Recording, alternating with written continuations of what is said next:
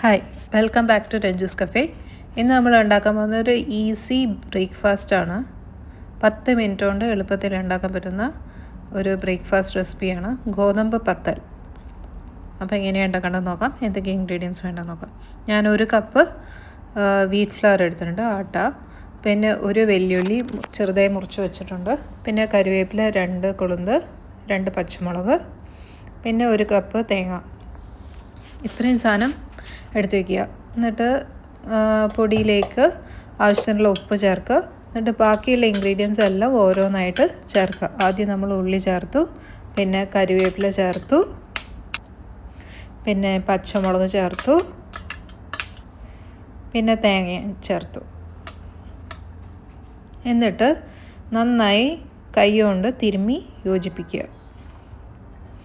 അപ്പം കൈ കൊണ്ട് ഇപ്പം യോജിപ്പിക്കുമ്പം ഉള്ളിൽ നിന്നുള്ള വെള്ളം അതിലേക്ക് ഇറങ്ങും, കുറച്ച് വെറ്റാവും. നന്നായിട്ട് തിരുമ്മി യോജിപ്പിക്കുക. എന്നിട്ട് നല്ല രീതിയിൽ വെള്ളം ഒഴിക്കുക. കുഴങ്ങനെ ആവരുത്, ഭയങ്കര ലൂസാവരുത്, എന്നാലും ലൂസായിരിക്കണം, അധികം ടൈറ്റ് ആവാനും പാടില്ല. എന്നിട്ട് വെള്ളം ഒഴിച്ചിട്ട് നന്നായിട്ട് കുഴച്ചെടുക്കുക. നല്ല തീരെ ടൈറ്റ് ആവാൻ പാടില്ല, എന്നാൽ ലൂസായിരിക്കണം. ഒരു കുഴങ്ങനെയുള്ള ടെക്സ്ചറായിരിക്കണം. നമ്മുടെ അടയുടെ ആ ഒരു ടെക്സ്ചർ പോലെ വെറ്റായിരിക്കണം, തീരെ ടൈറ്റ് ആവാനും പാടില്ല, എന്നാൽ കുഴങ്ങനെ വേണം.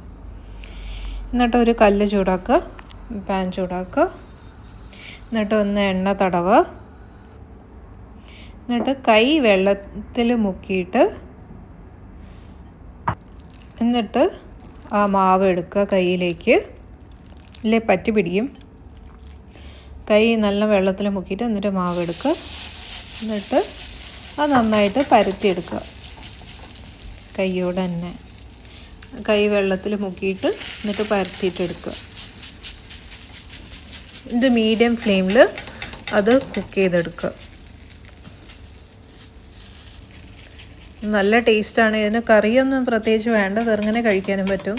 ഇത് ഈവനിങ് സ്നാക്കായിട്ട് കഴിക്കാനും പറ്റും. നല്ല എരിവുള്ള മീൻകറീൻ്റെ കൂടെ ഒക്കെ കഴിക്കാൻ നല്ല ടേസ്റ്റാണ്. എന്നിട്ട് പിന്നെ സൈഡിൽ കുറച്ച് എണ്ണ ഒഴിക്കുക 10 മിനിറ്റ് കഴിഞ്ഞതിന് ശേഷം. ഇത് വീണ്ടും ഒരു 10 മിനിറ്റ് ഇതാക്കുക, ചൂടാക്കുക. ഇത് മറിച്ചിടുക.